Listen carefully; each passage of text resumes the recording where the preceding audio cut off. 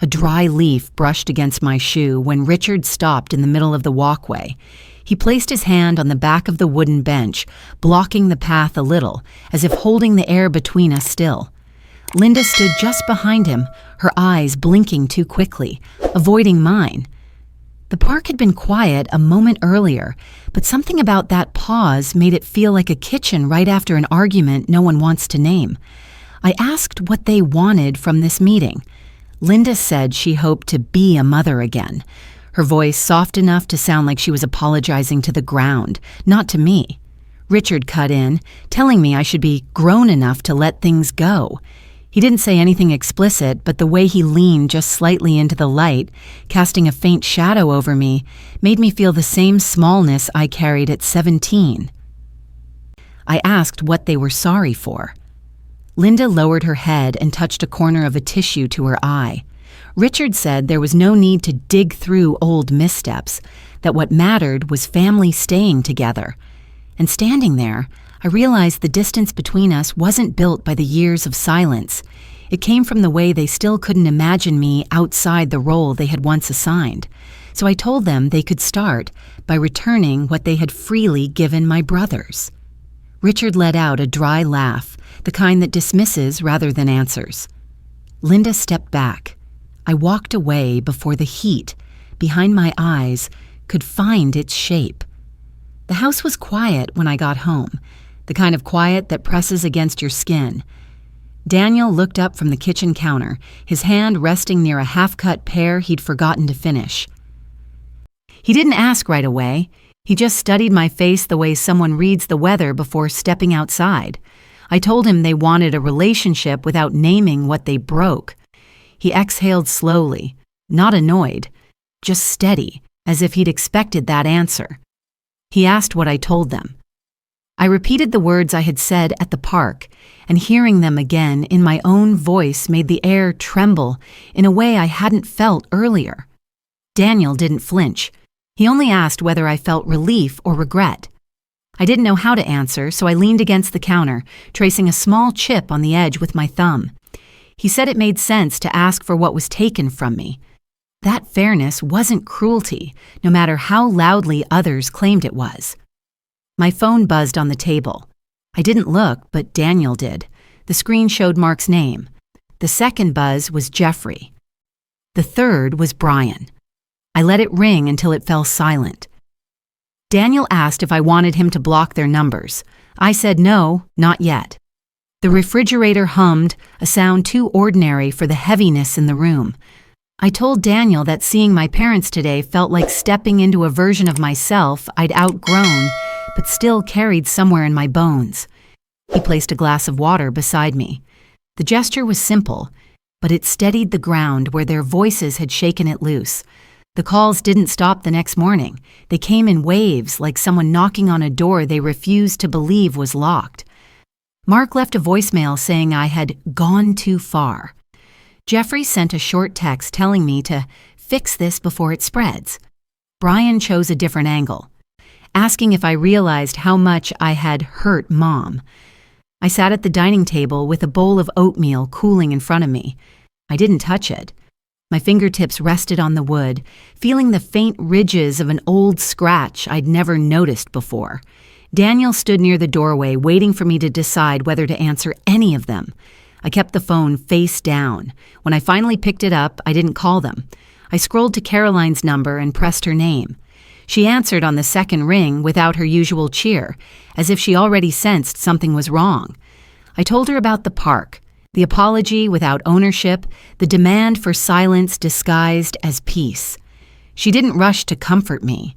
She let the words settle first, then said in a voice steady and low that asking them to repay what they denied me wasn't vengeful. It was clarity. She reminded me of the nights during engineering school when I called her from the campus steps, half frozen, exhausted, convinced I'd made a mistake. She remembered because she was there, not because she had to be. A soft knock came from the front door. I paused. Daniel went to check, and through the frosted glass I saw a figure I hadn't expected this soon. Richard's silhouette, tall and unmoving, like he had planted himself on my porch with an argument he believed I owed him. Daniel opened the door only a few inches. Richard didn't wait for an invitation. He stepped forward, stopping just short of crossing the threshold, as if the line of tile meeting hardwood was some kind of boundary he didn't know how to navigate anymore. His jaw was tight, but his eyes carried something sharper. Certainty, not remorse. He asked if I had a moment. The phrasing felt rehearsed. Daniel glanced at me, silently asking if I wanted him to stay. I nodded. Richard didn't acknowledge him. He focused only on me, like this was a conversation between two people and not the echo of an entire childhood.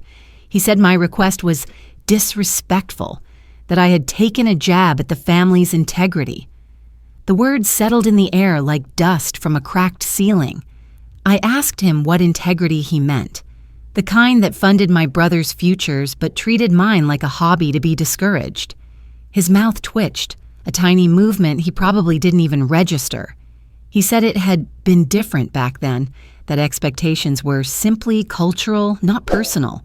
I didn't raise my voice. I asked again, what part of my life was ever allowed to be mine? Richard shifted his weight, his shoe tapping once against the doorframe. He said Linda hadn't slept, that my statement at the park had crushed her spirit. I felt a ripple of something, not guilt, not satisfaction, just clarity. I told him sorrow without accountability was decoration, not repair. For a moment, he didn't speak.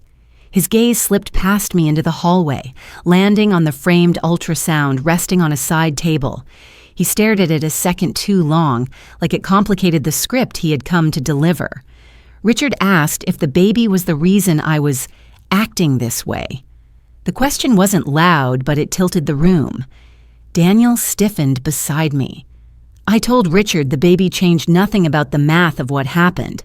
He said he didn't want tension around the child, as if tension were an object I had placed between us instead of something they'd carved into my life years ago. I walked a few steps into the living room, not to invite him in, but to reclaim my own space. He stayed at the doorway, gripping the edge of the frame like it might steady him. He said families shouldn't keep score. The words landed strangely, considering they were the ones who kept theirs with checkbooks and closed doors.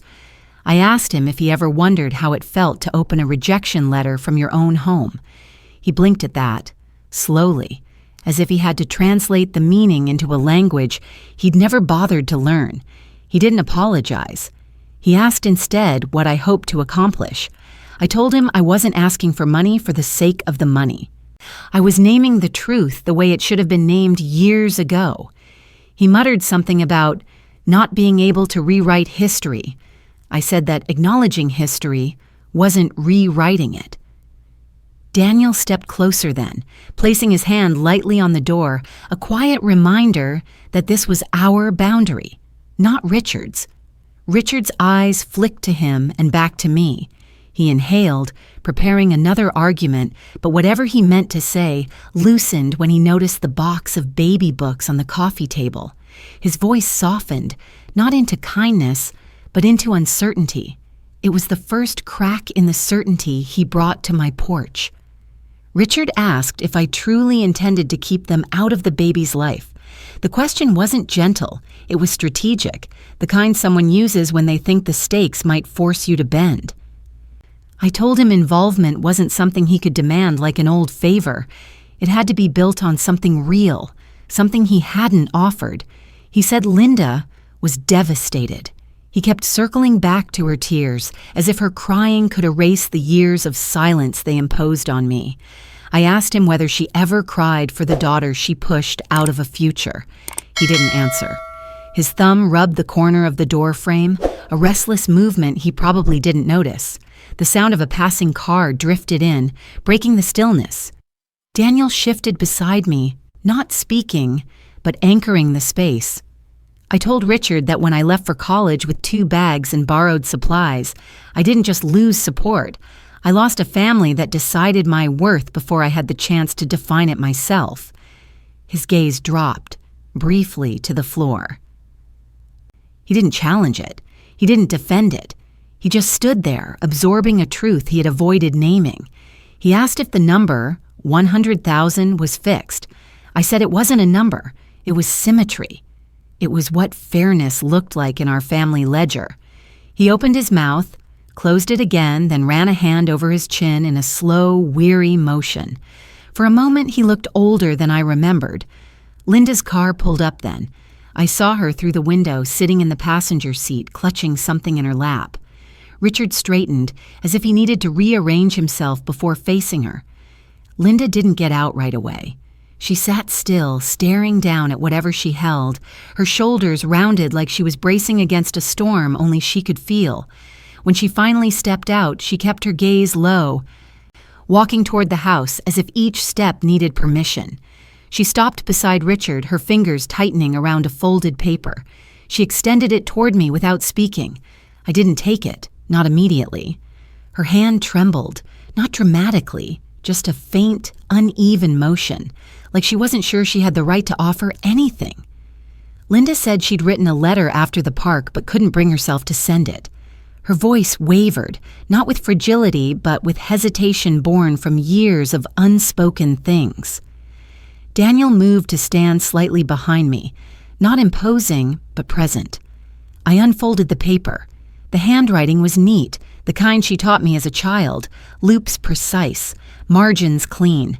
The first line read, "I don't know how to apologize when I never allowed myself to see what I did." The sentence wasn't an admission of everything, but it was the first time she named anything at all.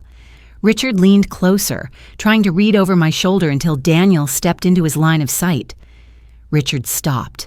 Linda kept talking, stumbling through small details she remembered from my teenage years, times she dismissed my achievements, moments she stayed silent when I needed her voice. There was no excuse in her tone, only a bewildered kind of regret. When she said she wished she could undo the harm, Richard finally reacted. His jaw tightened, a sharp twitch of discomfort like the truth scraped somewhere he wasn't prepared to touch. Linda placed her palm on his arm, steadying him or asking him to let her speak. I couldn't tell. Linda said she didn't understand the weight of what she'd done until she watched other mothers celebrate their daughters' futures. She said she used to tell herself I liked helping at home, that I didn't need what the boys needed. She admitted she clung to that belief because it made her feel like she hadn't failed anyone. The honesty was quiet, but it shook something I thought had calcified. Richard shifted, clearly uncomfortable with her level of admission. He said the past shouldn't be dragged out like dirty laundry. Linda whispered his name, a small warning. He looked away, jaw locked. It was the first time I'd seen them out of rhythm with each other. I asked Linda if she truly saw me now, or if this was another attempt to skip to the ending without walking through the middle. She looked straight at me, really looked, and said she didn't want the same silence defining my child's life. She said she wanted to earn something, not demand it. Her voice cracked, but not in a way that begged for pity. It was the kind of crack truth makes when it hits old walls. I felt a tug inside, an ache, not forgiveness, a recognition. Daniel stood still, watching her but keeping his distance from Richard, who seemed like he might interrupt at any moment. Linda asked if she could try again, slowly, on terms I chose. I didn't answer right away. A faint wind pressed against the trees lining the yard, brushing a few leaves across the driveway. Richard cleared his throat, an impatient sound, but Linda tightened her grip on his sleeve, grounding him. For the first time, she wasn't standing behind him. I asked Linda if she understood why I named a number. She nodded before I finished the question. Richard didn't. His eyes narrowed, like he was bracing for an accusation he believed he didn't deserve. Ah oui, samjapper. I told them the number wasn't a price. It was a mirror. It showed the shape of a family I grew up in, even when they pretended the shape didn't exist. Linda said she'd spent nights wondering how differently my life might have unfolded if she'd stood up for me the way she did for the boys. The words were soft, but they carried an honesty that didn't need volume. Richard muttered that we were revisiting ancient history, as if the date on a wound determined its depth.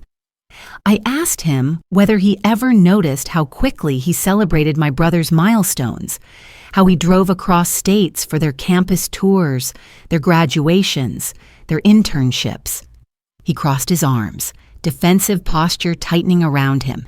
He said I had chosen distance. I reminded him I chose survival. The paper in my hand rustled, the edge brushing my wrist. Linda reached for it, not to take it back, but to touch the corner lightly, as if acknowledging the truth written there with her own hands. She said she didn't expect me to forgive her today. She only hoped I wouldn't shut the door before she learned how to walk toward me without excuses. Richard scoffed, a low, frustrated sound. He said we couldn't fix the past with money. I told him money had fixed the past for all 3 of my brothers. He opened his mouth, but the argument he wanted wasn't strong enough to stand on its own legs. He looked away first. Linda asked if she could come inside for a moment. The question floated there, gentle but heavy, as if she knew the answer mattered more than anything written in her letter. I told her she could step in. Richard followed, but Daniel shifted slightly, guiding him to stay near the entryway. The subtle positioning wasn't hostile, just a reminder that this house didn't bend the way the old one did. Linda walked toward the living room slowly, her eyes tracing the photographs on the wall, not lingering, just noticing. When she paused at the picture of me in my graduation gown, the silence inside her seemed to deepen. She hadn't been there that day. None of them had. She reached out but stopped short of touching the frame, her hand hovering in a suspended apology. Richard stayed rigid, hands clasped behind his back. He scanned the room like he was searching for something he recognized. When his eyes landed on my engineering textbooks lined neatly on a shelf, he looked almost confused, like the versions of me he had imagined couldn't exist alongside these. I asked if he wanted to sit. He said no. The refusal wasn't angry, just stiff, as though sitting would require acknowledging too much. Linda sank gently onto the edge of the couch, smoothing her skirt in a small, nervous gesture. She whispered that she didn't know how to make up for years she couldn't undo. I told her undoing wasn't the point. Seeing was. She nodded, absorbing that. Richard shifted again, the heel of his shoe clicking lightly against the hardwood. He glanced at the ultrasound on the side table, then at me, then back at the floor. For the first time, he looked unsure of the role he'd always known how to play. Linda asked if she could see the baby room. The question was quiet, almost hesitant, like she feared the wrong answer would close every door she was trying to reach. I told her she could. Richard didn't move. He stayed rooted near the entryway. Arms folded as though crossing that threshold meant conceding something he wasn't ready to face. Linda followed me down the hall, her steps slow, taking in every picture and little detail she had never been part of. When we reached the room, she paused at the doorway. The soft colors, the folded blankets, the small bookshelf, none of it held history with her, and she felt that. She walked in carefully, touching nothing, just looking. Her voice was fragile when she said she wished she had known how to support a daughter with dreams she didn't understand. I leaned against the crib railing, watching her search the room as if trying to find a version of me she'd overlooked. She told me she thought tradition kept things steady, but never stopped to ask steady for whom. Behind us, Richard's shadow appeared in the hallway. He didn't enter. He held onto the doorframe the same way he did at my porch, like he needed something solid to lean against. He asked if all of this, the life Daniel and I built, was worth the divide. His tone wasn't mocking this time, just lost. I told him the divide was the price of leaving a place that didn't hold space for me. Linda closed her eyes at that, a long, slow blink. When she opened them, they were wetter, but clearer. She whispered that she wanted this baby to know her without the weight of what she failed to give me. It wasn't forgiveness. It was the first inch of truth. As we stepped back into the hallway, Richard asked if he could speak to me alone. His voice carried a stiffness that wasn't aggression, more like a man standing on ground that suddenly felt unfamiliar. Daniel stayed within sight.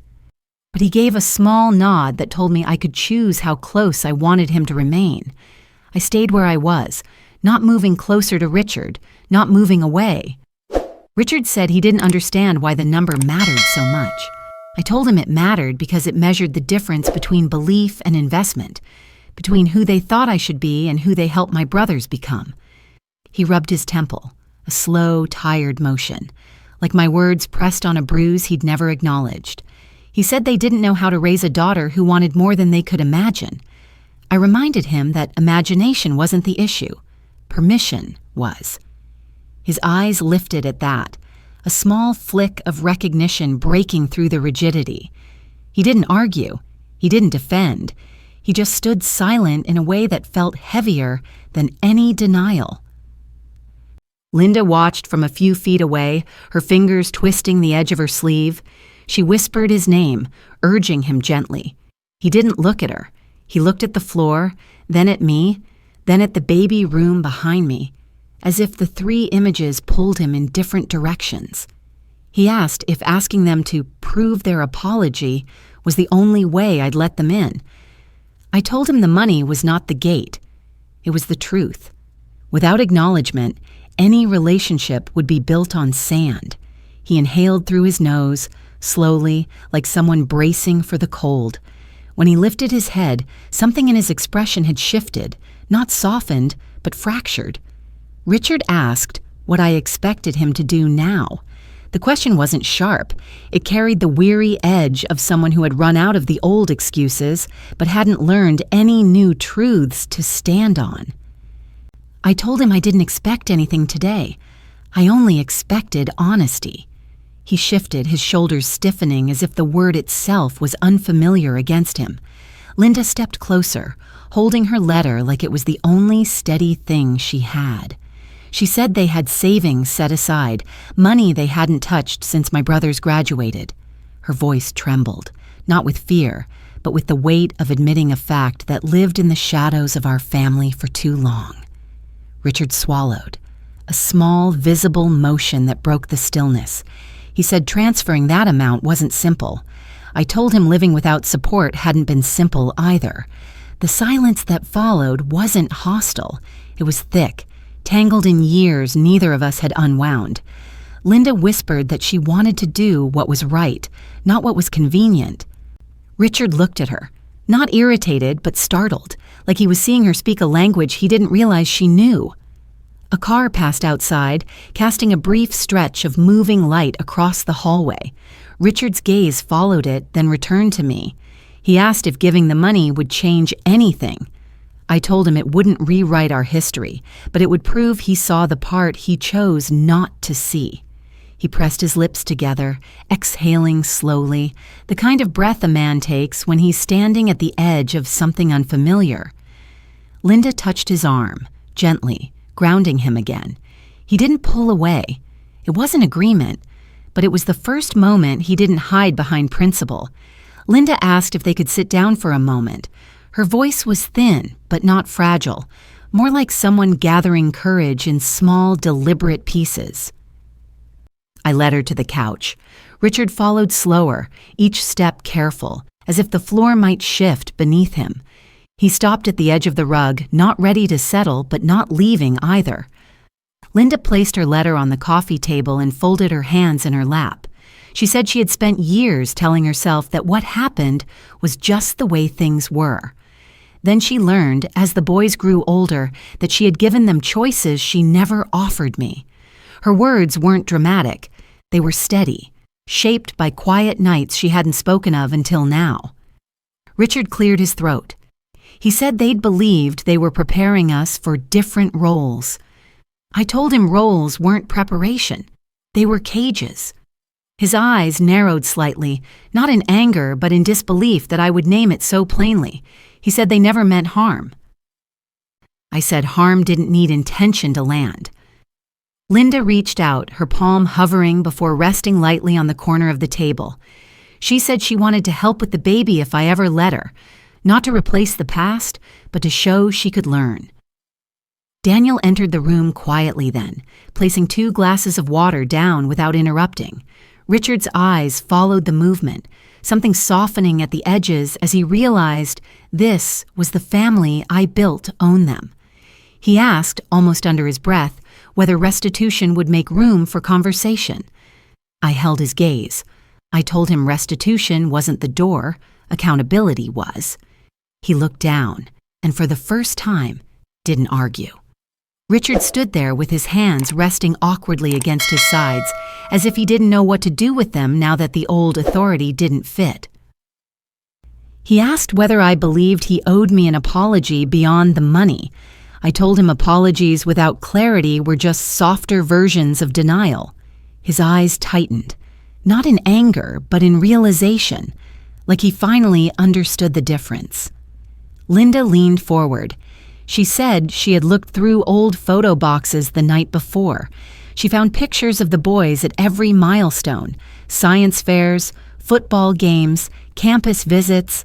She said she searched for similar pictures of me and found almost none.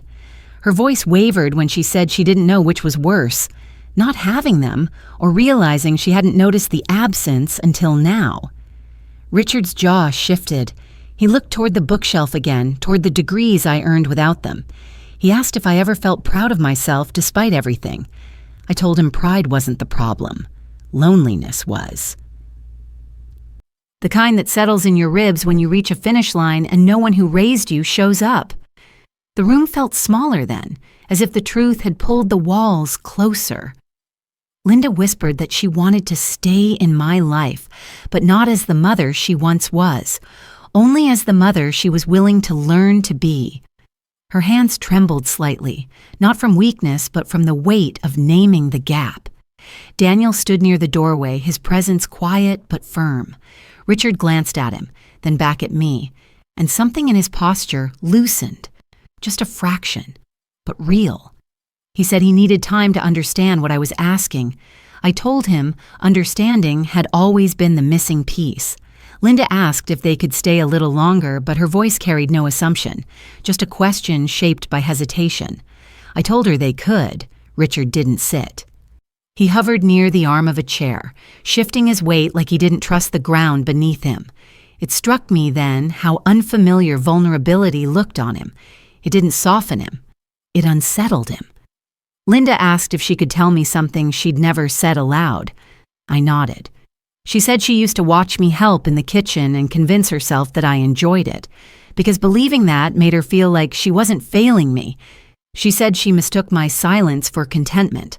I told her silence wasn't agreement. It was survival, even then. Richard exhaled sharply through his nose, not dismissive this time, more like he was trying to keep himself steady. He said he didn't understand why I left without warning all those years ago. I told him I warned them every time I asked for more, and they treated my questions like disobedience. He looked at the floor, the lines in his face tightening with something closer to regret than stubbornness. Daniel brought a blanket from the couch and placed it beside me, a small grounding gesture that reminded me which world I belonged to now. Linda's eyes followed the movement, her expression shifting into something almost tender. Richard asked whether I believed they could change. I said change wasn't the same as performance. He absorbed that slowly, like each word had to pass through old beliefs before it reached him. He looked tired, not from age, but from confronting the version of himself he'd never questioned until today. Richard asked if I would ever consider letting them be part of the baby's life without the restitution. His voice didn't have the sharp edges from earlier. It sounded more like a man searching for a foothold in a place where his authority no longer applied. I told him I wasn't building a family on conditions. I was building one on truth. Without it, anything we tried would collapse the moment pressure touched it. Linda clasped her hands together. She said she understood the difference between regret and repair now, and she knew which one she had practiced all her life. She admitted she was afraid I might shut her out the way she once shut me down. The honesty in her words landed with a dull ache, like something fragile placed gently on a table. Richard stepped back a little, leaning against the doorway, as if standing upright took more effort than he expected. He said he needed to talk to the boys. He said they didn't know the full story. His voice dipped at the end, a low, almost reluctant admission that the narrative he had built all these years was incomplete. I told him I wasn't asking for punishment. I was asking for alignment, a willingness to face what happened without editing it into something easier to swallow. He rubbed his thumb along the seam of his pants, an anxious motion I'd never seen from him. Linda asked if they could try again from the beginning, slowly, without pretending the past didn't exist. I said beginnings weren't the problem. Honesty was. Richard's eyes lifted to meet mine, and for the first time, he didn't look away. It felt less like reconciliation and more like the first unsteady step towards something real. Linda asked if she could help with anything around the house before they left. The offer was small, almost shy, as if she knew it couldn't undo anything but hoped it could soften the air between us. I told her there wasn't anything that needed doing right now. She nodded, accepting that without disappointment, just quiet understanding. Richard took a slow step toward the living room, then stopped, his hand drifting toward the bookshelf where my degrees sat. He didn't touch them. He only stood there, staring at the framed certificates as though they belonged to someone he never allowed himself to know. Linda watched him, a faint crease forming between her brows. He said he didn't realize engineering required so much. The comment was simple, almost childlike in its honesty. I told him everything requires more when you're doing it alone. He flinched, not visibly, but in the subtle way his shoulders dipped and his breath shortened. Linda asked if she could read the letter out loud. I handed it back to her. She unfolded it slowly, smoothing the creases with her palm.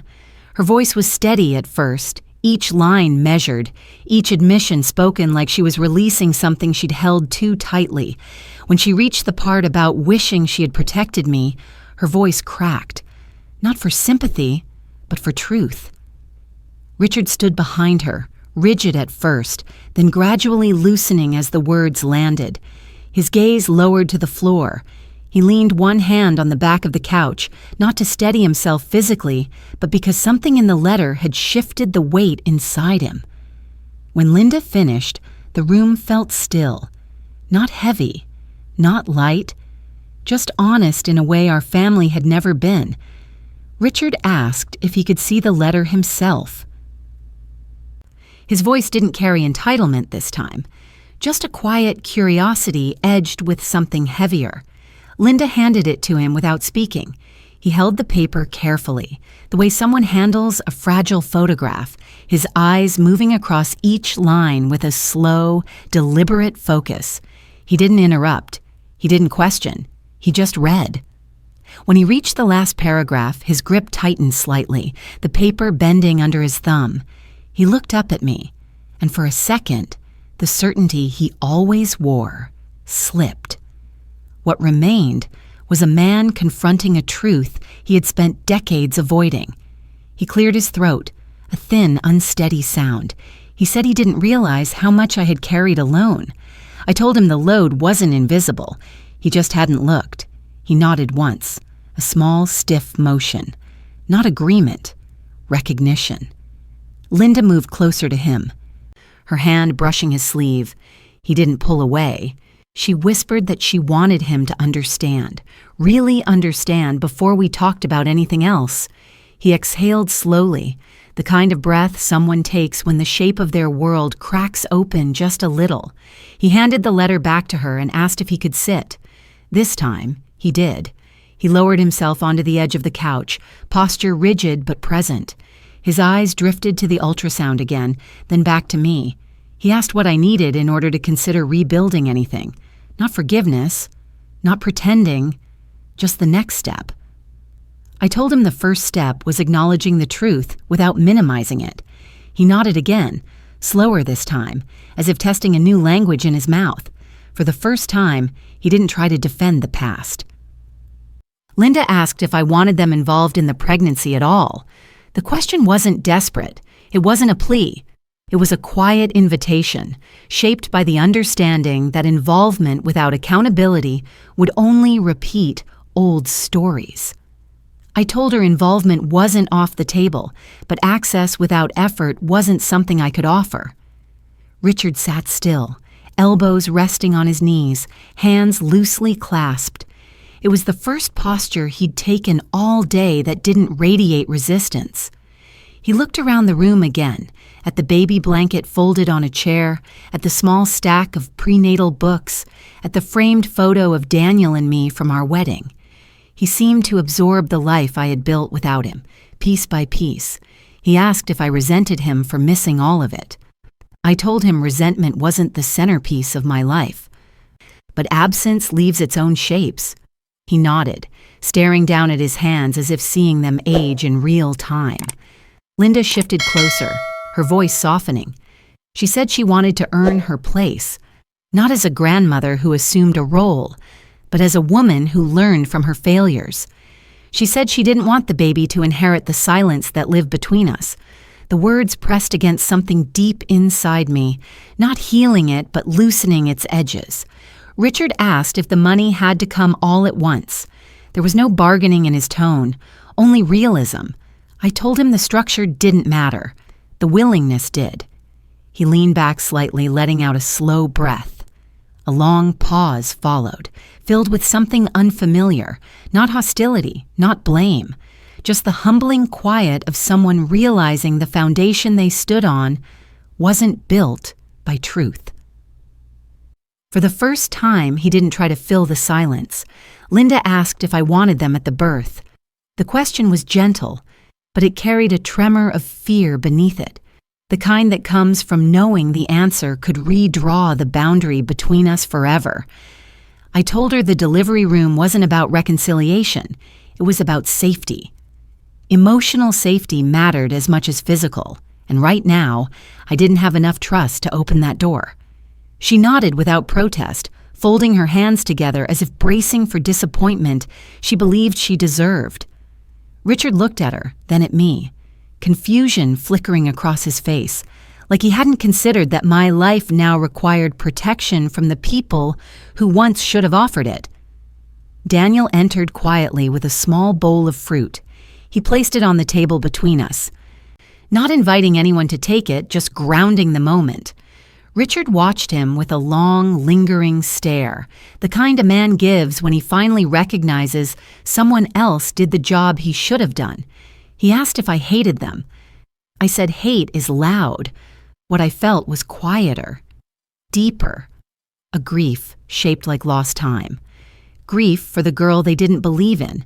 Grief for the woman who had to build herself alone. He didn't argue that. He didn't soften it.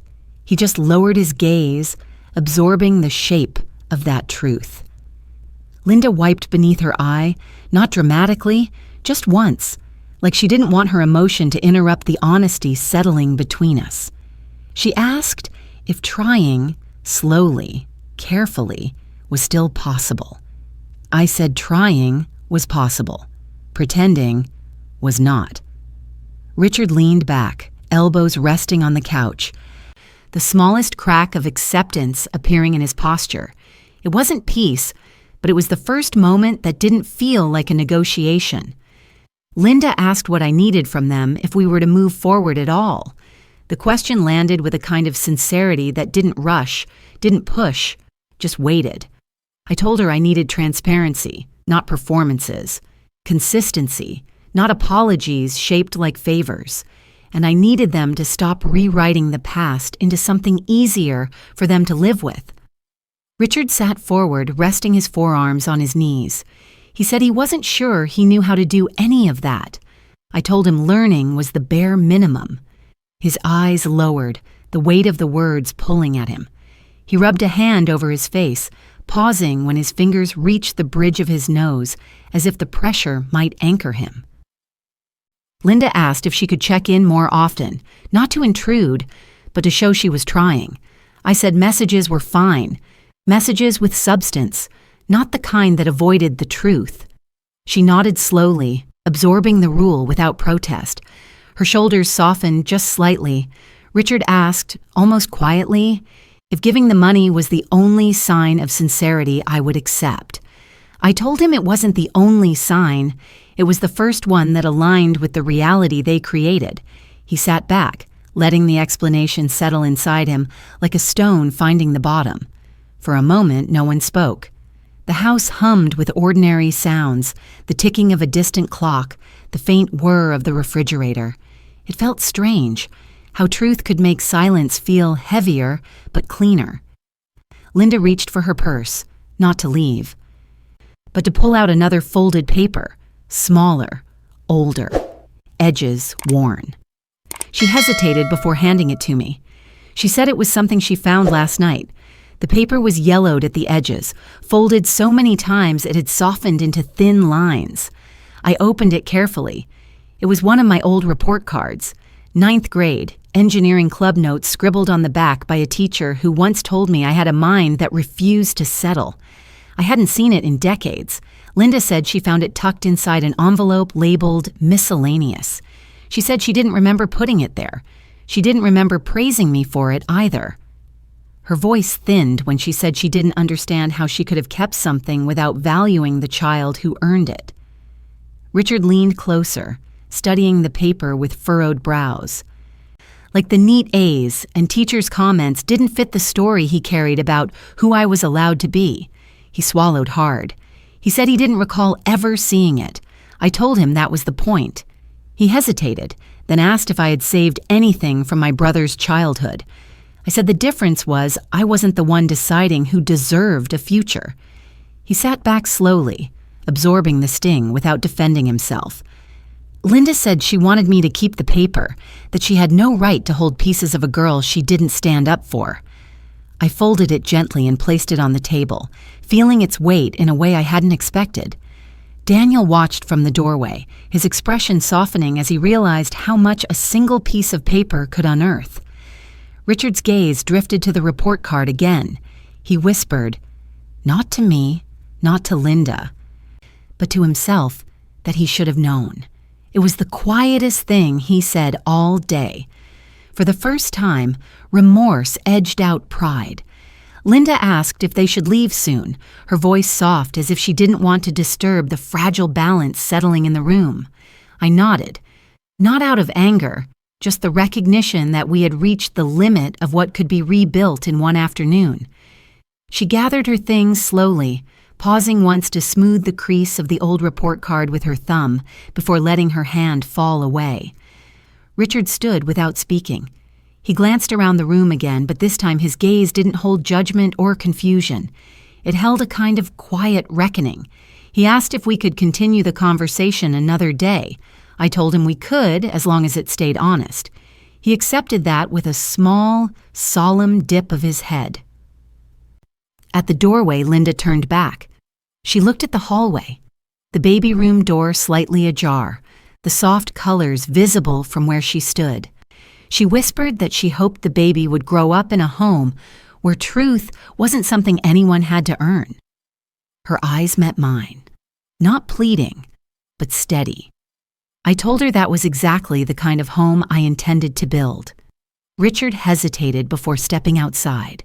He looked at me, then at the report card on the table, then back at me again. Something unspoken passed between us. Not forgiveness, not reconciliation, but recognition. The first step of accountability is seeing what was ignored. He gave a slow nod, a simple one, a real one. They walked to the car in silence. The door closed behind them with a soft click, the kind that doesn't echo, just settles into the air like a final breath. The house felt still afterward, not empty, just mine again. After the car pulled away, the house settled into a soft hum. Daniel closed the blinds halfway, letting a line of late afternoon light fall across the living room floor. I picked up the old report card and held it for a moment, feeling the thin paper warm slowly against my palm. I set it down again. The quiet wasn't heavy anymore. It was clean, like a door had been cracked open just enough to let in air I didn't have to fight for. I walked to the hallway, pausing by the baby room. The door was still slightly open from earlier, a faint drift of color spilling through the gap. I didn't step inside. I just touched the edge of the door with 2 fingers and let it rest there. Some things could move forward, some things would take time. And some things would never go back to what they were, no matter how softly the past knocked. A single floorboard creaked as I shifted my weight. The sound was small, almost nothing, but it grounded me in the life I had built on my own terms. I left the door as it was and turned off the hallway light. The quiet held. If you've ever been spoken to this way, you can share your experience.